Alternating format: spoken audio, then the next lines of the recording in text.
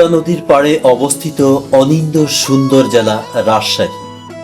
রাজশাহীকে বলা হয় পরিচ্ছন্ন শহর, আমের শহর, রেশমের শহর ও শিক্ষার শহর। আলো ঝলমলে এ রাজশাহী শহরে দেখার মতো অনেক স্থান রয়েছে। হাতে যদি ছুটি থাকে তাহলে ঘুরে দেখতে পারেন সেসব। পরিচ্ছন্নতা আর ঐতিহ্যের এক অপূর্ব মিলন মেলা এ রাজশাহী। আপনি যদি একবার এখানে পা রাখেন, পদ্মার হাওয়া আর রেশম নগরীর মায়া আপনাকে বারবার ফিরিয়ে আনবে এই তিলোত্তমা শহরে।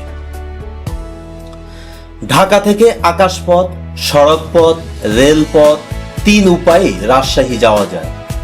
আমি যাচ্ছি ধূমকেতু ট্রেনে চেপে ঢাকার কমলাপুর রেল স্টেশন থেকে।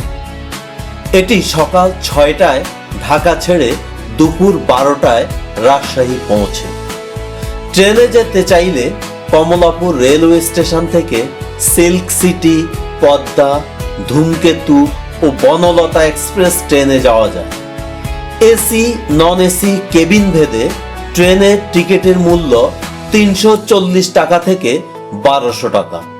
তবে যাওয়ার আগে অবশ্যই ট্রেনের শিডিউল দেখে নেবেন।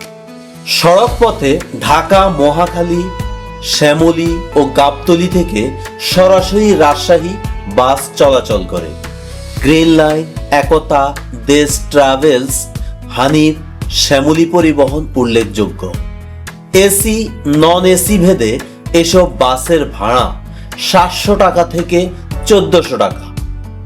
বিমানে যেতে চাইলে ঢাকা শাহজালাল আন্তর্জাতিক বিমানবন্দর থেকে যেতে হবে। ফ্লাইট ভেদে বিমানের টিকিটের মূল্য 3500 টাকা থেকে 4000 টাকা। ফ্লাইট ও শিডিউল অনুযায়ী প্লেনের ভাড়া কমতে বা বাড়তে পারে। প্রিয় দর্শক, আমি পৌঁছে গেছি রাজশাহী রেল স্টেশন।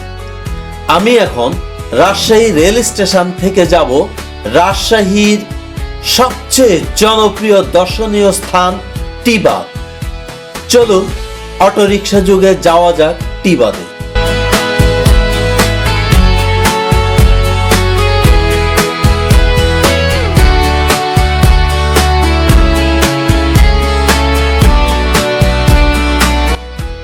বলা চলে রাজশাহীর সিগনেচার দর্শনীয় স্থান টি-বাঁধ।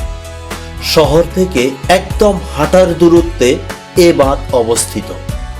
রেল স্টেশন থেকে রিক্সা নিয়ে গেলে ভাড়া নিবে 40 থেকে 50 টাকা। মূলত ইংরেজি টি অক্ষর এর মতো দেখতে বলে বাঁধের নাম টি-বাঁধ। বাঁধ থেকে নদীর শান্ত, শীতল ও স্নিগ্ধ দৃশ্য উপভোগ করা যায়।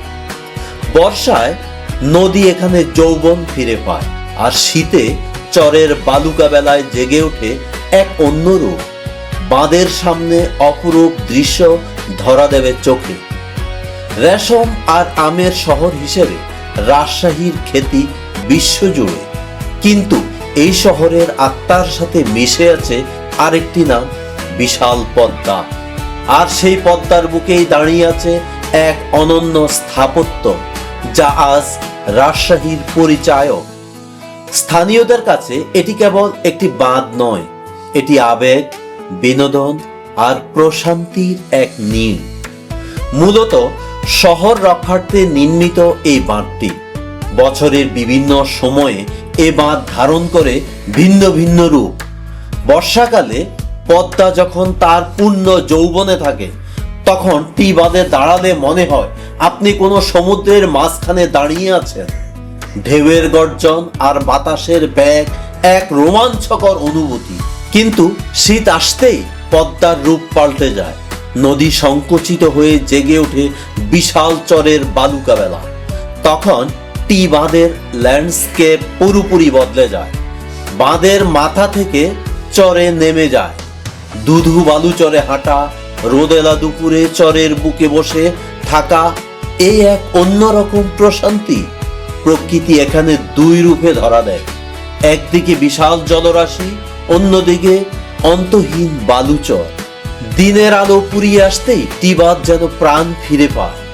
বিকেলের পড়ন্ত রোদে বাঁধের উপর ভিড় জমে নানা বয়সী মানুষে, কেউ পরিবার নিয়ে, কেউ বন্ধুদের সাথে, আবার কেউ বা একাকী আসেন ক্লান্তি দূর করতে।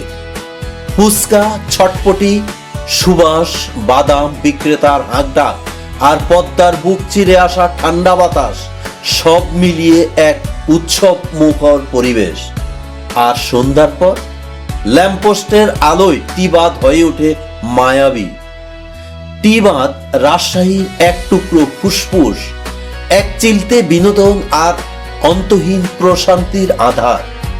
পদ্মা নদীর এই অতন্ত্র প্রহরী কেবল শহরকেই রক্ষা করছে না, রক্ষা করছে হাজারো মানুষের মানসিক প্রশান্তি। আপনি যদি রাজশাহীতে আসেন তবে অন্তত একটি বিকেল এই টি-বাঁধের বুকে কাটান। পদ্মার বাতাস আপনাকে এক নতুন গল্প শোনাবে।